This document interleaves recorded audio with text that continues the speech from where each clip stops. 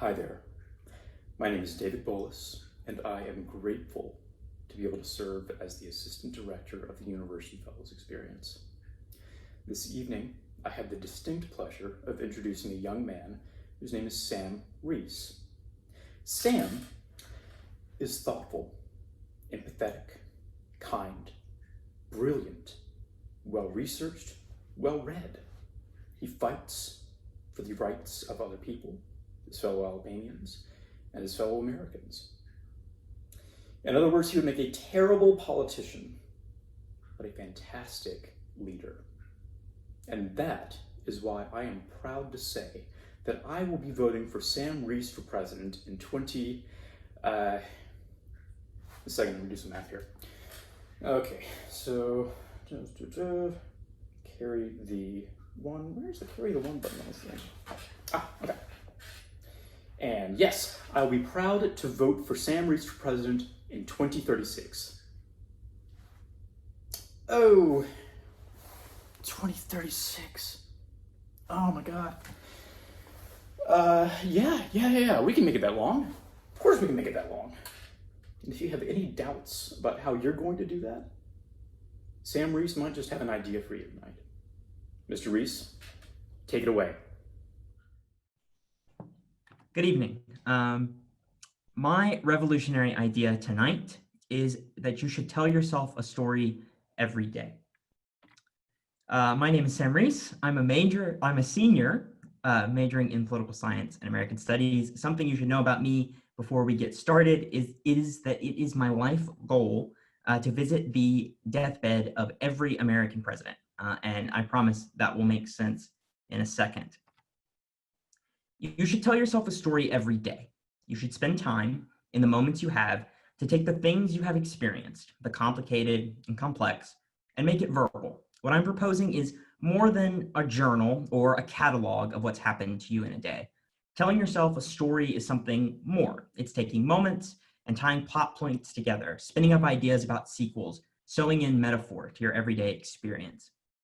About a year and a half ago, I was on a study abroad trip in Berlin, and I ended up going to dinner with a friend and an old acquaintance of his who just happened to be in town. I'd never met this person before. Truth be told, I don't remember her name now, but we had a pretty nice evening. The food was good, the German beer was really good, and we had some great conversations about politics and the Democratic primary and the 2020 election, which are all things I have a lot of feelings about and can talk about for a long time. And just to brag on myself, I was being a great conversationalist. I was witty, I was thinking quickly on my feet. I had some really well-constructed arguments about how certain candidates could win and why certain candidates would lose. I was really on fire. And at the end of the night, as we're saying goodbye to this friend of a friend, she says something like, "Sam, you are just so good with words." Now, there's a reason for this. It's not because I'm particularly witty or quick on my feet or even really great at holding conversation.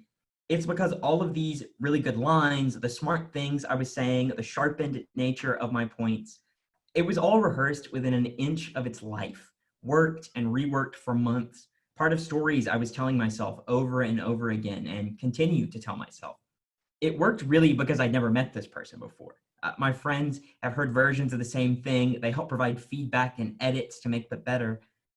You don't impress someone when they've heard an early draft, but for a first impression, let me tell you, it works.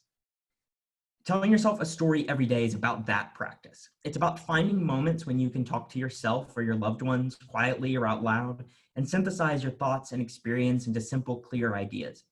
And it's about writing, turning those ideas into phrases and metaphors. Not only can you pull them out to sound smart and make good first impressions, but you can start to construct an idea of the world around them.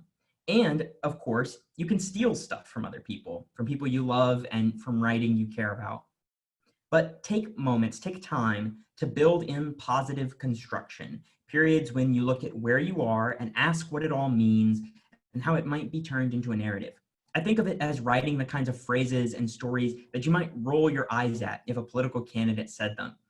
But I think those things can have real formative power in how we see and understand reality.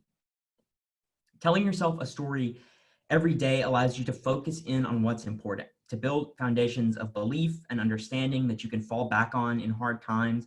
And it allows you to take what is complicated and complex and hold it in your line of sight and communicate it.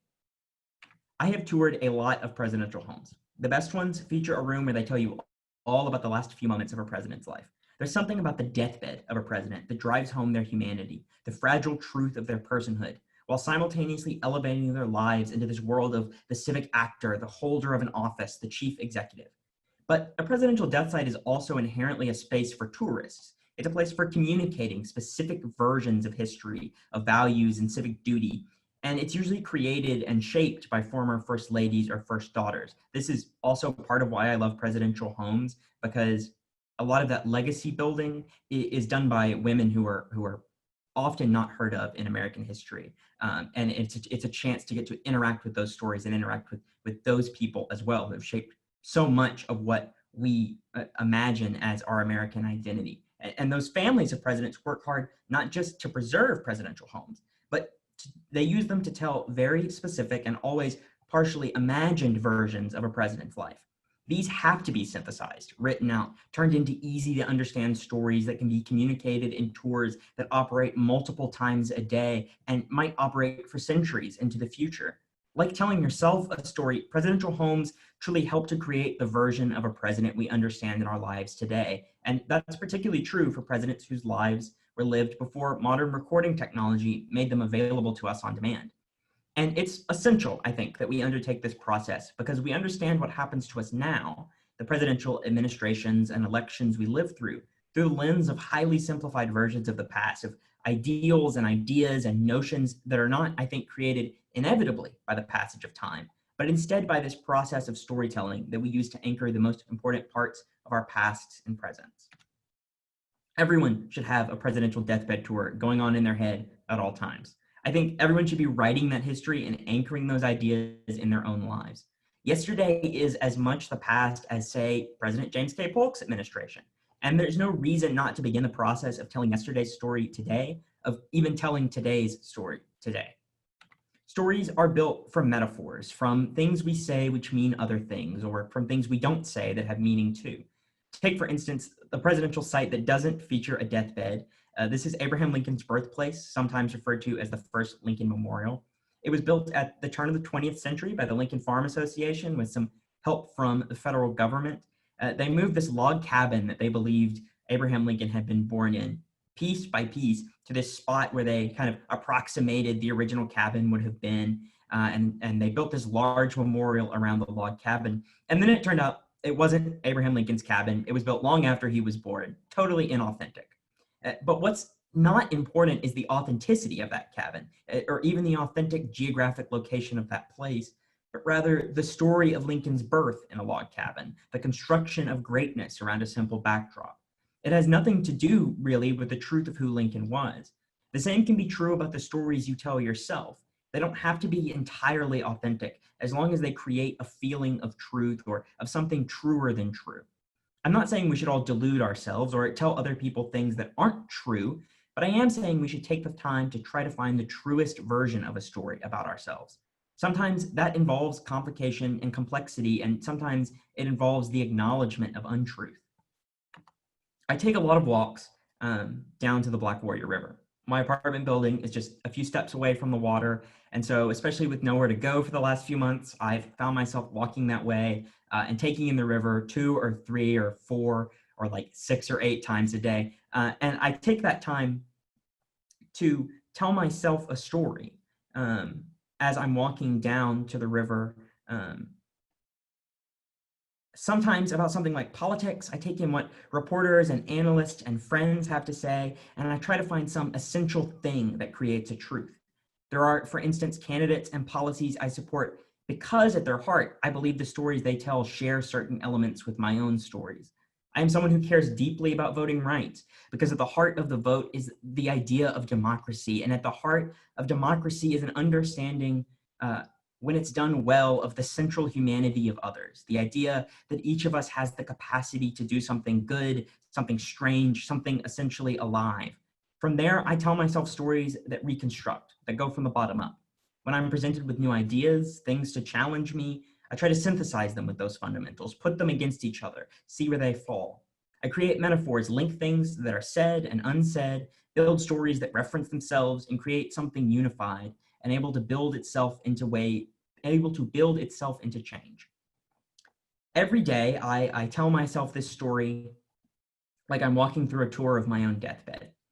I try to explain how my actions and ideas connect or don't to something like my passion for voting rights. I simplify it, I represent it like a log cabin in a memorial. And then I'm able to have these pre-written lines that make sense and connect to each other, but I'm also able to fall back on what I have written, able to decide what's important and what isn't, able to see how my own constructions are constructed, to never take my own ideas too seriously because I've written them for myself, but also to have a sense for what is truly meaningful, for what drives me. It is about looking for the moral of your own story, the thing your English teacher would have tried to wring out of a novel. It doesn't take a lot of time. A few conversations with yourself here and there, a few moments alone, a little bit of construction and creativity. I think telling yourself a story and framing it in that way of creation and practice lets you understand what is essential to yourself and allows you to start communicating that story and leaving an idea of who you are and what you care about that will far outlast and outreach you, that might be stolen for other people's stories. It will give you support when you're uncertain, but it will also allow you to take the new and unexplained and difficult and fit it into yourself. And it will make you really good at first impressions. And if you ever get elected president, it will be a great start for a tour of your house. Thank you.